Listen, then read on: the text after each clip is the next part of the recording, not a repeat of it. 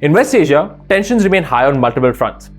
With tensions flaring on the Israel-Lebanon border, Netanyahu has put forward 3 key conditions for a settlement with Hezbollah. So are these demands the roadmap to peace or a recipe for more conflict? Our next report decodes this for you. Israel Prime Minister Benjamin Netanyahu has drawn clear lines for a potential ceasefire with Hezbollah in Lebanon. Speaking at a high-stakes Knesset meeting, Netanyahu called for Hezbollah's forces to retreat from Israel's northern border, a complete shutdown of their supply routes from Syria, and unrestricted Israeli military action in southern Lebanon.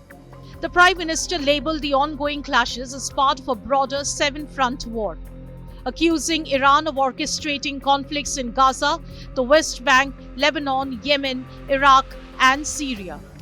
Meanwhile, the US is leading mediation efforts to bring Tel Aviv and Beirut to the negotiating table. American envoy Amos Hochstein will meet Lebanese leaders tomorrow to discuss a proposed ceasefire and is set to visit Israel this week. But tensions remain high. Lebanon has firmly rejected Israel's demand for military freedom within its territory, calling it a violation of sovereignty. On the ground, violence continues to escalate. Israel's expanded military operations in southern Lebanon and airstrikes have left over 3,500 people dead. It has also displaced more than 1 million, according to Lebanese health officials.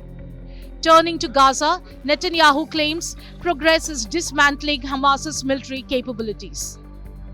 However, he admits the group retains significant control over humanitarian aid distribution. He has directed the Israeli military to block Hamas's involvement in managing and further complicating the already dire humanitarian crisis in the region. Efforts to secure a ceasefire and the release of hostages in Gaza remain stalled.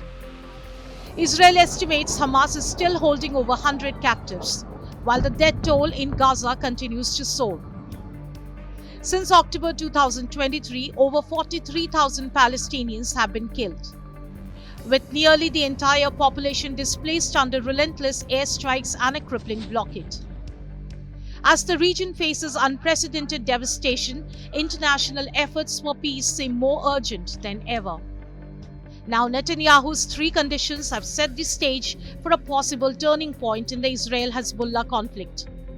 But will these terms pave the way for lasting peace or deepen the divide?